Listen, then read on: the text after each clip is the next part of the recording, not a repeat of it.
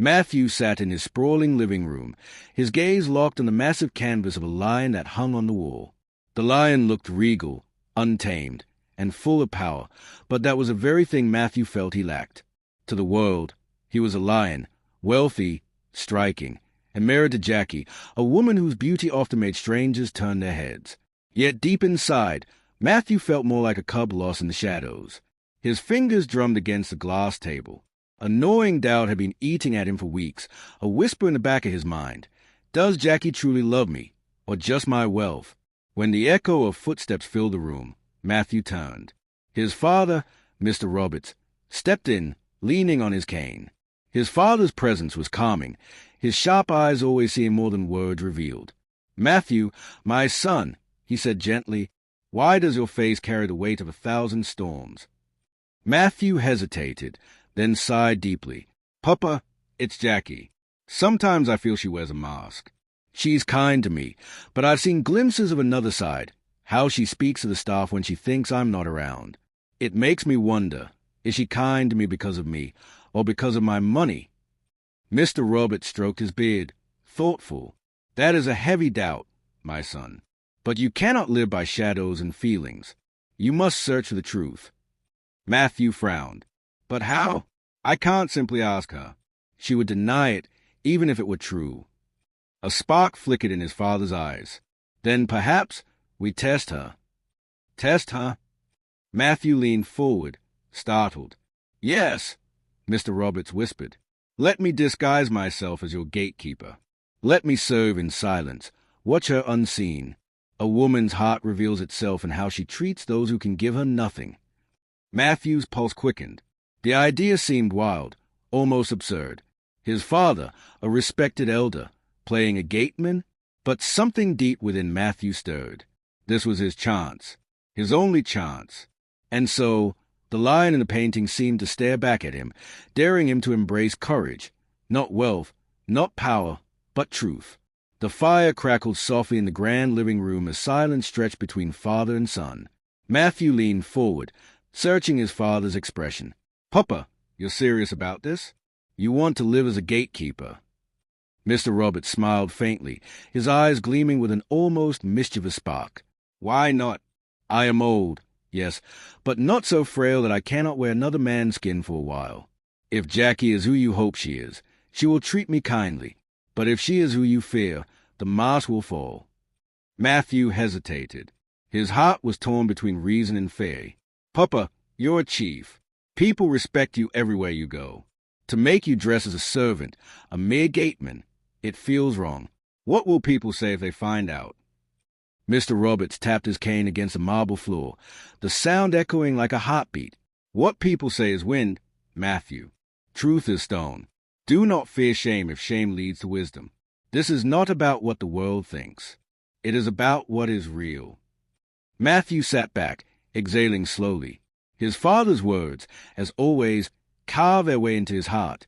For weeks he had lived with shadows of doubt that gnawed at him at night, doubts that no amount of wealth or distraction could silence. He wanted so badly to believe Jackie loved him for himself, yet the fear that her affection was tied to his fortune burned him from within. Finally, he nodded. "All right, Papa, we'll do it. But if she finds out, everything will collapse. She will never forgive us." "She will not find out," Mr. Roberts said firmly. "I have worn many faces in my time. I know how to walk unnoticed. And as for the work, I have done harder labor in my youth than standing by a gate. Let me do this for you, my son. Let me hold the lantern where you cannot see." Mathew's chest tightened. Gratitude and guilt mingled inside him. He reached for his father's hand, gripping it firmly. "Thank you, Papa. I don't know what I'd do without you." Mr. Roberts patted his son's hand with a knowing smile. "One day you will not need me, but today let us seek the truth together." The following day began with whispers of change. Mr. Roberts rose before dawn, leaving the comfort of his room and stepping into the world of anonymity. At a small tailor's shop in town, he ordered plain clothes, faded trousers, a threadbare shirt, an old cap. From a dusty corner, he purchased sandals so worn they seemed to carry the stories of forgotten roads. When he returned, Mathew nearly gasped. Gone was a dignified elder in fine robes and polished shoes. In his place stood a frail-looking man who could have been any labourer from the streets. His father's beard looked rougher, his posture bent, his presence humbler. "Papa," Mathew whispered, you look like someone else entirely. I wouldn't recognize you if I didn't know it was you." Mr. Roberts chuckled, his eyes twinkling. "Good. That means Jackie won't recognize me either. Remember, when I walk through that gate tomorrow, I am no longer your father. I am just a servant. Treat me as such." The weight of the plan pressed heavily on Mathew's chest. Could he really look at his father, the man who raised him, and pretend he was nothing more than hired help? The thought unsettled him, but he forced himself to nod. "I understand. But promise me, Papa, if it becomes too much, if you suffer even for a moment, we will stop." Mr. Roberts waved a hand dismissively. "You worry too much. Do you think age has made me so soft? I have walked barefoot in storms. Mathew, I have slept under skies without roofs. This little roll will not break me." That night, Mathew could barely sleep. His mind twisted with visions of Jackie, her laughter, her touch, her smile, and with questions that gnawed at him like wolves. Was it real? Was it all an act? As dawn approached, he stood by the window, staring at the lion painting again. This time, the lion seemed to sneer at him. Was he brave enough to let the truth wound him? Or would he remain in the golden cage of illusions? The morning sun spread golden light across the mansion as the house manager introduced a new worker to Jackie. "Madam," he said politely, "this is Mr. P. Roberts, the new gatekeeper." Jackie barely spared the man a glance. Her eyes, painted with subtle makeup, flicked to the worn clothes, the slouched posture, the old cap. She gave a curt nod, her voice cool. "Fine. Just make sure he does his job." Without another word, she turned and walked into the living room, her silk robe trailing behind her like a wave of indifference. Mr. Roberts stood silently, his face unreadable, though his sharp eyes noted every detail, the absence of kindness in her tone, the lack of acknowledgement that he was human, not furniture. He bowed his head slightly, murmuring, "Yes, madam," before taking his place at the gate. From his bedroom window, Mathew watched. His chest tightened as he saw Jackie's casual dismissal. He wanted to believe it meant nothing, that she was simply busy, distracted, perhaps tired. But a dark whisper in his heart muttered otherwise. The gate haste was a far cry from the comfort Mr. Roberts was used to, a small cement room with a thin bed, a cracked chair, and a rickety table. Yet he did not complain. Instead, he settled in quietly, ready to live as any servant would.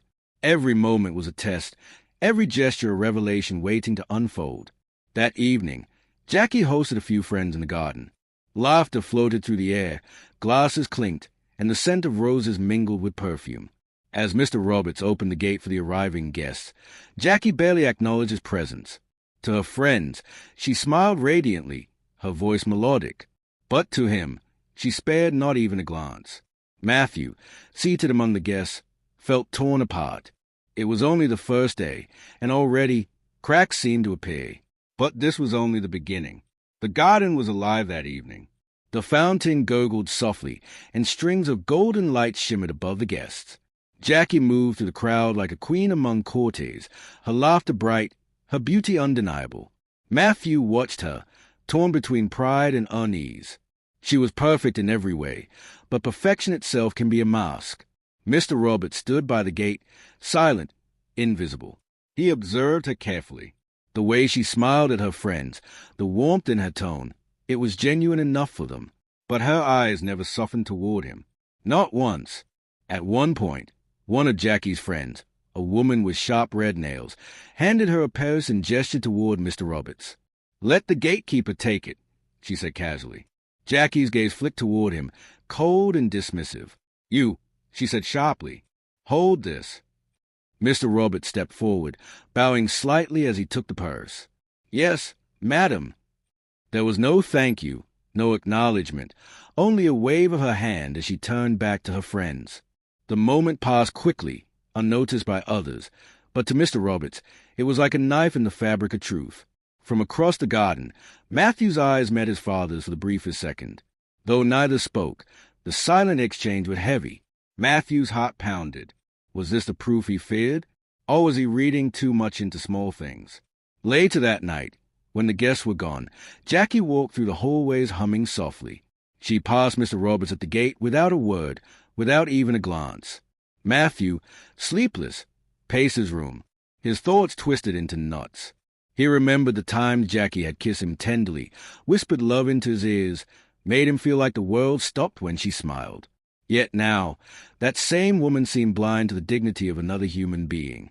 In the silence of the night, the lion in the painting seemed to watch him again. Was he a lion searching for truth, or a coward afraid of what truth would destroy? Days slipped by, and the test grew heavier. Mr. Roberts worked quietly, opening gates, carrying small packages, sweeping the dusty driveway. He wore humility like a second skin, never once slipping into his true identity. But Jackie's behavior only deepened the shadows. When she saw him, she saw not a man, but a tool. Her words were often curt, clipped, sometimes even sharp. Move faster. Don't stand there. Close the gate properly. She never said his name, never once thanked him. One afternoon, as the sun scorched the driveway, Jackie returned from shopping with arms full of designer bags. She barely looked at him before snapping, "Carry these inside." Mr. Roberts obeyed, his hands trembling slightly from the weight, his old bones aching. He carried them into the grand hall, setting them down gently. Jackie didn't even glance his way. Instead, she busied herself admiring the new dresses, humming as though he were invisible. Mathew had been watching from the staircase, his fists clenched, his jaw tight. Every instinct told him to intervene, to tell her, "This man is my father." But he couldn't. The plan depended on secrecy. He had to endure. That night, Mathew joined Jackie in bed. She lay beside him, scrolling through her phone, her face lit by the glow of the screen. He turned toward her, searching her features, longing to see the woman he once believed in completely. "Jackie," he whispered, "do you ever think about us? About what really brought us together?" She turned, puzzled. "What do you mean?" "I mean, what do you love most about me?" She smiled faintly, leaning in to kiss him. "Everything. You're my husband. Isn't that enough?" But her answer felt rehearsed, smooth and safe. Not raw, not vulnerable. His heart ached. He lay awake long after she drifted into sleep, staring at the ceiling, haunted by doubts. Down at the gate haze, Mr. Roberts sat on his narrow bed, massaging his sore hands. He whispered to himself, "Patience, old man. The truth takes time to show its face." By the end of the week, the cracks in Jackie's mask began to widen. One rainy afternoon, a delivery man arrived with a package. Mr. Roberts opened the gate, greeted him kindly, and took the parcel. Jackie appeared at the doorway, her robe wrapped around her, her expression impatient.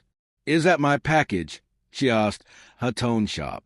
"Yes, madam," Mr. Roberts said, handing it to her with both hands. She snatched it without a word of thanks, but then her eyes narrowed. "Why are your hands shaking? Can't you hold something properly?" The remark cut deeper than she realized. Mathew, who stood nearby, felt his chest tighten. Jackie's voice, the same voice that once soothed him in moments of pain, now rang with coldness toward his disguised father. Mr. Roberts lowered his head. "Forgive me, madam. I am old. My hands are not as strong as they used to be." Jackie rolled her eyes. "Then perhaps you shouldn't be working here at all. I'll tell the house manager to look for someone stronger." The word stabbed Mathew's heart. He wanted to shout, to reveal the truth, but he bit his tongue so hard he tasted blood. That evening, as rain poured against the windows, Mathew and his father met in secret. In the dim gate haze, Mathew's eyes were stormy. "Papa, I can't take this anymore. She treats you like you're less than human. How can I sleep beside her knowing this?" Mr. Roberts placed a hand on his son's shoulder, steady and calm. "Patience, Mathew. Do not rush judgment. A heart reveals itself fully only when tested long enough. Let her show us who she is, not just in one moment, but in many." Mathew swallowed hard, his emotions churning. He wanted truth, but truth was proving heavier than he ever imagined. The storm outside raged on, and in its thunder, Mathew heard the lion's silent roar, demanding strength, demanding courage. The mansion buzzed with excitement as Jackie prepared for another lavish dinner party. Servants hurried through the halls, setting tables with silver cutlery and crystal glasses. Jackie walked among them like a conductor before an orchestra, her voice firm, her demands precise. "Make sure the roses are white, not red," she ordered the florist. "And for heaven's sake, don't let the candles drip on the tablecloth." Mathew watched from the balcony, his heart heavy.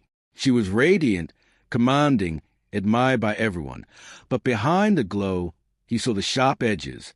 When the first guest arrived, Mr. Roberts, still dressed in his humble disguise, opened the gate with a polite bow. Some guests greeted him with a nod. Others ignored him altogether. Jackie barely acknowledged his presence, save for when she snapped at him to fetch something. At one point, while carrying a heavy wine crate to the cellar, Mr. Roberts stumbled. His sandals slipped on the polished floor, and the crate nearly fell. He steadied it with effort, beads of sweat dotting his forehead. Jackie, standing nearby with two of her friends, laughed lightly. "Honestly," she said, shaking her head, "we must have the clumsiest gatekeeper in town." Her friends giggled. Mathew, seated across the room, froze. His chest burned with fury, his nails digging into his palm beneath the table. Every part of him wanted to stand and scream, "That's my father you mock." But he couldn't. Not yet. As the evening wore on, Jackie sparkled before her friends, pouring wine, telling stories, filling the house with laughter. Yet to Mr. Roberts, she gave only commands and cold glances. Later, when the last guest departed, Mathew lingered in the quiet dining room, staring at the empty glasses. Jackie came to his side, smiling warmly. "Didn't you enjoy the evening? Everyone said I hosted beautifully." He turned to her slowly, his heart aching with words he could not speak. "Yes," he whispered, "beautifully." But inside, the cracks widened. The next morning, Mathew invited his father into his study. He closed the door firmly, his face pale and tired. "Papa, I can't bear this much longer. She mocks you, belittles you, treats you like a shadow. How can love live in a heart that holds no kindness?" Mr. Roberts sat quietly, leaning on his cane. "You are hurt because you see two Jackies, one for the world, one for the unseen. And the question you must answer, my son, is which one is real?" Mathew paced the floor, his hands restless. "I thought I knew her. She used to hold me as though I were the only man alive. She used to speak to me with such tenderness. But now I fear that it was all built on sand." His father's eyes softened. "Love, Mathew, is proven in how we treat those who cannot repay us. Kindness to the powerful is easy. Kindness to the powerless reveals the soul. Do not despair yet. Let her show her heart fully." Mathew sank into his chair, his voice breaking. "And what if her heart is not what I dreamed it to be? What if all this time I've been living with a stranger?" Mr. Roberts reached across the desk, placing a steady hand over his son's trembling one. "Then you will have truth. Painful, yes, but better than a life built on lies." Mathew's throat tightened. For the first time, he realized the courage his father carried, not only to disguise himself as a servant, but to face the possibility of breaking his son's heart. That evening, Mathew returned to Jackie. She greeted him with a radiant smile, embracing him warmly. "Mathew," she whispered, "you've been so distant lately. Is something wrong?" He studied her face, the perfection of her beauty, the smoothness of her words. He wanted desperately to believe her, but her kindness to him now contrasted so sharply with her cruelty to the old man at the gate that his soul twisted with conflict. "I'm just tired," he murmured, forcing a smile. "That's all." A week later, the breaking point came. It was late afternoon, and Jackie had returned from town, her heels clicking sharply against the marble floor. She carried shopping bags brimming with luxury goods. Mr. Roberts rushed forward to help, his old hands trembling slightly as he lifted the weight. "Careful with those." Jackie snapped. "If you drop them, you'll pay for every single item." Mr. Roberts bowed his head silently, carrying the bags toward the house. Halfway up the steps, his foot caught on the edge of the stair. One bag slipped, falling to the ground with a dull thud. Inside, a perfume bottle shattered, releasing its sharp, floral scent into the air. Jackie's face darkened with fury. "You stupid old man," she shouted, her voice echoing through the courtyard. "Do you know how much that cost? Do you think I hired you to ruin my things?" Mathew, who had just stepped out of the house, froze. His breath caught in his chest as he watched his wife lash out at his disguised father. The words were daggers, each one piercing deeper than the last. Mr. Roberts knelt slowly, gathering the shards of glass with trembling hands. Blood welled where the shards cut his skin, but he said nothing. He only whispered, "Forgive me, madam." The sight broke Mathew's heart. He rushed forward, unable to stay silent any longer. "Enough, Jackie," he shouted, his voice shaking with rage. Jackie turned, startled by the fury in his tone. "Mathew, he ruined. Do you hear yourself?" Mathew cut her off, his chest heaving. "He is a human being, not a machine. Look at him, bleeding, trembling, and you speak to him as though he were dirt beneath your shoes. Is this who you are?" Jackie's eyes widened, her lips parting in shock. For the first time, her mask slipped. "But Mathew wasn't finished. This man you treat with such contempt," he said, his voice low and trembling, "is more than you can imagine." The storm had arrived. The truth was at the doorstep. The courtyard hung in silence after Mathew's outburst.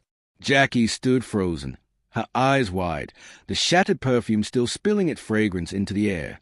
Mr. Roberts knelt on the ground, gathering shards with blooded fingers, his head bowed as though he were nothing. Mathew's voice trembled but grew steadier with every word. "Jackie, you need to know who this man is. He is not just a gatekeeper. He is my father." The words landed like thunder. Jackie's face drained of color. "Yo, father," she whispered, staring at the bent figure before her. Slowly, Mr. Roberts lifted his gaze, his sharp eyes piercing through the disguise. His hands, streaked with blood, shook slightly as he removed his old cap. His true dignity seemed to rise from his worn clothes like light breaking through clouds. Jackie staggered backward, her hand flying to her mouth. This cannot be." Mathew's voice was heavy with pain. "Yes, for weeks. He has lived as a servant in his own son's house. He did it to see your heart. Jackie, to see who you truly are when no one is watching." Tears threatened in his eyes, but his fury kept them back. "And now we see." Jackie's lips trembled. "Mathew, please, I didn't know. If I had known." "That's the point," Mathew cut in sharply. "You didn't know. That's why this test was pure. You showed us who you really are. To me, you are sweet, loving, beautiful. But to him, an old man you thought beneath you, you showed cruelty, impatience, mockery. That is not love. That is not kindness. That is not the woman I thought I married." Jackie's knees weakened, and she sank onto the steps, tears rolling down her face. I didn't mean." But the words hung hollow, powerless against the truth that now filled the courtyard like fire. Inside the mansion, silence stretched between them like a chasm. Jackie sat on the couch, her face pale and tear-streaked. Mathew stood by the window, staring at the lion painting. His father sat quietly, bandaging the small cuts on his hands. Finally, Jackie broke the silence. "Mathew, please listen. I never meant harm. Sometimes I forget myself with servants. I never thought it mattered. But I love you. You know I do." Mathew turned slowly, his eyes shadowed. "Do you? Or do you love what I can give you? The wealth, the life, the admiration? Because love without kindness is nothing but hunger in disguise." Her lips quivered. "Don't say that. Everything I've done for you." "For me?" Mathew's voice cracked. "What about for him?" He pointed to Mr. Roberts, who sat silently, watching. "What about for those who can't repay you? Love is not proven by how you treat the powerful. It's proven by how you treat the powerless." Jackie sobbed, clutching her chest. "I was wrong. I was blind. Please, forgive me. Give me another chance." Mr. Roberts finally spoke, his voice calm but firm. "Child, forgiveness is a river. It flows freely. But trust is a seed. Once uprooted, it takes time, care, and truth to grow again. Mathew's throat tightened. He wanted to believe her, wanted to hold on to the dream he once cherished. But the truth weighed heavy, crushing illusions he once clung to. He whispered, almost to himself, "The lion, it only roars when truth cannot be ignored." Jackie cried harder, reaching for him, but he stepped back. His heart was breaking, not only because of what she had done, but because of what he had lost. That night, Mathew sat in the study with his father. The rain tapped against the windows like fingers of memory. "I can't breathe, Papa," Mathew confessed, his voice hollow. "Everything feels shattered. I loved her. I believed in her. And now—" Mr. Roberts leaned on his cane, his eyes filled with both sorrow and strength. "My son, do you remember your mother?" Mathew's eyes softened. "Yes, she was gentle. She would smile even at the beggar who came to our door." "That is why I tested Jackie," Mr. Roberts said quietly. "I wanted to see if she carried that same flame of kindness. Because beauty fades, wealth shifts, but the heart remains. And what I saw in her heart frightened me." Mathew's chest heaved. "So what do I do now? Do I throw away my marriage? Do I cling to hope that she will change?" Mr. Roberts sighed. "That choice is yours. But know this, truth is a mirror. Once broken, you cannot pretend the cracks are not there. You can try to piece it together, but you will always see the lines." Mathew buried his face in his hands. He wished for ignorance, wished the test had never begun. But deep inside, he knew ignorance was not freedom. It was a cage. And now the door of truth was open, and he could not go back. For days, Jackie tried to mend what had been broken. She brought meals to the gatehays, her voice softer, her eyes swollen from crying. She apologized to Mr. Roberts repeatedly, begged him to see her heart anew. But Mr. Roberts received her with silence. Not cruelty, but silence.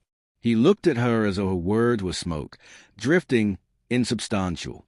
One evening, she fell to her knees before Mathew, clutching his hands. "Please, Mathew, don't let this end us. I was wrong. Yes, but I can change. I can learn. Don't take away our future because of my past mistakes." Mathew stared down at her, torn between anger and pity. His love for her had been real. His memories with her were real. But the cracks were deep, and every time he remembered her mocking laughter at his father's expense, his heart closed a little more.